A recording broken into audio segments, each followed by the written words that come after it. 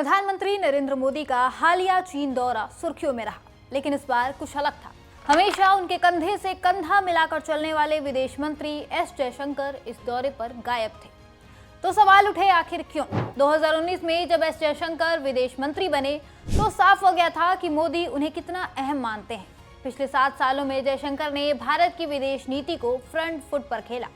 चाहे अमेरिका हो, रूस हो या चीन, जयशंकर हर बड़े मंच पर मोदी के साथ नजर आए। उनकी ब्रांडिंग, उनकी डिप्लोमेसी, सब कुछ जयशंकर के इर्द गिर्द घूमता था। और तो और वो 2009 से 2013 तक चीन में भारत के राजदूत रहे। 1996 में जापान के डिप्टी चीफ ऑफ मिशन थे।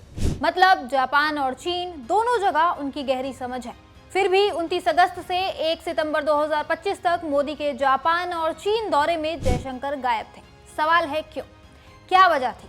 कुछ लोग कहते हैं कि ये मोदी का जयशंकर को साइड लाइन करने का तरीका था। शायद मोदी जी चाहते थे कि सारी लाइमलाइट सिर्फ उन्हें मिले, इसीलिए जयशंकर को लेकर नहीं गए। जयशंकर की जगह एनएसए अजित डोभाल और विदेश सचिव विक्रम मिस्री साथ गए। फिर जयशंकर क्यों पीछे रह गए?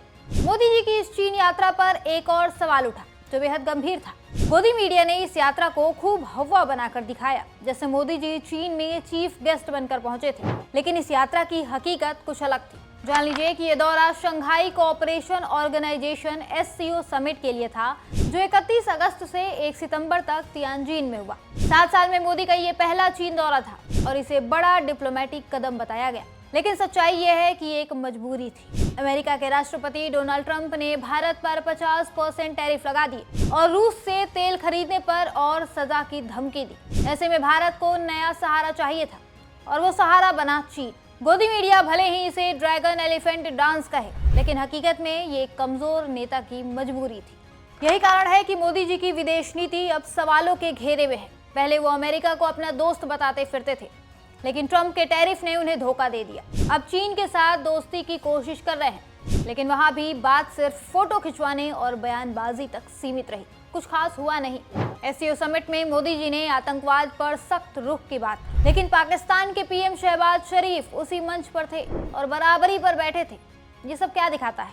साफ है कि भारत की विदेश नीति अब सिर्फ मोदी की ब्रांडिंग और चुनावी सियासत का हथियार बन गई है। जनता भी समझ रही है कि ये मजबूरी थी। ट्रंप के टैरिफ ने भारत की अर्थव्यवस्था को चोट पहुंचाई और चीन के साथ रिश्ते सुधारना अब जरूरी हो गया। लेकिन सिर्फ फोटो खिंचवाने से काम नहीं चलेगा।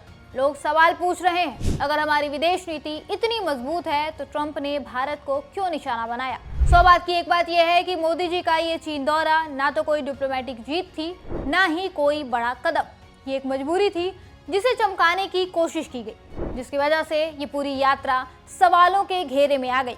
अब कहा जा रहा है कि आने वाले वक्त में ये सवाल और तेज होंगे, क्योंकि जनता अब विदेश नीति को सिर्फ चमक धमक से नहीं, नतीजों से आंक रही है।